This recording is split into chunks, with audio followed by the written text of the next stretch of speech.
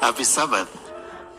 You don't look happy. Look at the person next to you, and if they're not giving you a smile, tell them it's a Sabbath. Just smile.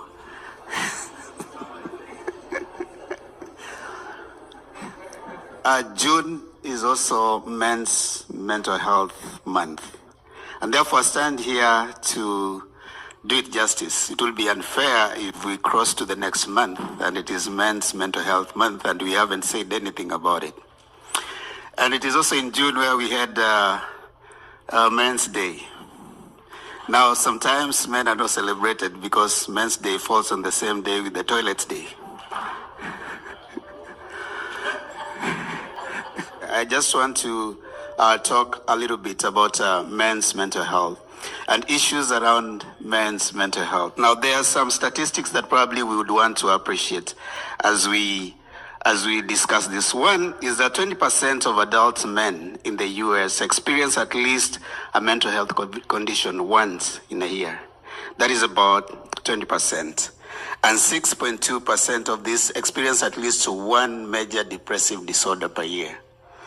Now, another thing that you might need to be aware of is just men are more likely to die by suicide. Men are less likely to seek help. So yes, you'll have men going through mental health conditions, but they are less likely to seek help. And then they are more likely to turn to alcohol and drug abuse. So what are some of the myths that surround men's mental health? Number one is that only women suffer from depression. Men are too tough to worry. The common phrase, be a man, behave like a man. And even how we bring them up, when you're bringing the boy up, you tell them, be a man, don't cry, be a man. So being a man has been equated to being tough. So that kind of makes it, it's a myth. Then men, all right, talking about your feelings makes you less of a man. So when you try talking about your feeling, you'll be told that you're not a man. You're not a man. When you cry in some situations, they say you're not supposed to cry. You're a man. Now, causes of mental health issues in men. One of them is work, demands of work, changes of work, different situations where you're supposed to meet the needs of day-to-day living.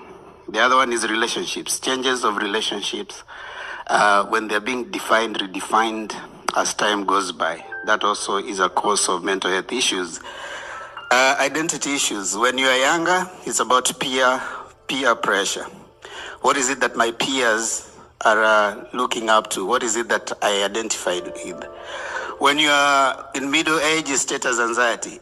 When you look at people that you probably think that you share similar things, maybe your schoolmates, your classmates, your age mates, what is it that they have that probably don't have? That status anxiety can cause you some mental health issues. And also failing health as you grow older. When you used to have the energy to do the things that you used to do, if you can't do them anymore, the little kids that you had are now grown and they're taller than you. So you don't seem to have that sense of do this like the authority. That can cause you some mental health issues. Why men don't talk about mental health issues? One is they have learned to deal with it over time. Things have come, things have gone, and you have said, even if I talk, nobody does anything. So you have learned to deal with it. Embarrassment. So if you talk about it, you'll be seen as weak, so you're embarrassed to talk. You don't want to share. Not wanting to be a burden. Most men fear to be a burden. You don't want to appear weak, and then there's no one to talk to. While women would find situations to talk, like when they go for chamas and stuff, women also may find, sometimes they meet to talk about nothing, but that's therapeutic. But men, there has to be a reason for us to meet. So the first phone call you give to a man and you want to meet, they'll ask you, what are we meeting to talk about? So that kind of makes it hard for men to talk. How do you spot when men have issues? Persistent sense of worry. When you or someone you know or a man in your life is sharing a lot of worry, then that is a cause of alarm. Overwhelming feeling of sadness. More often than not, they are feeling sad. They cannot smile even on a Sabbath like this. Withdraw from family and friends. They don't get you friends. They withdraw from family. They keep on by themselves. Irritability, headaches. You know, you come on a Sabbath like this, you say good morning, someone is so irritable, or you work with them and they are irritable. You have no idea where their anger is coming from, but they're just irritable. They come back home and you can't concentrate on anything because they just feel like the pressure is too much. Lack of concentration, and some of them end up abusing drugs. Then finally, how do we help them improve? One, encourage the men in your life, or if you're one of them, kindly seek help. Develop social connection. It is important for men to develop social connections. Try to develop those support systems. Find people that you can talk to.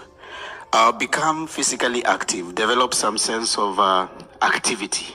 You know, do something, walk. There's sometimes a sense of us deciding that I'm probably too old to walk, I'm too old to jump, I'm too old to do that. The only time that you should be too old to do it is when you die. But if you're still alive, do something. Walk, talk to people, be active, because you are still in the business of living. Establish healthy routines, you know, health promoting behaviors.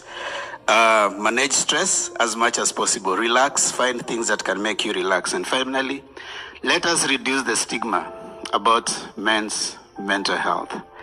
I think with this, those of us who are men will try to do the things you have said on how to improve.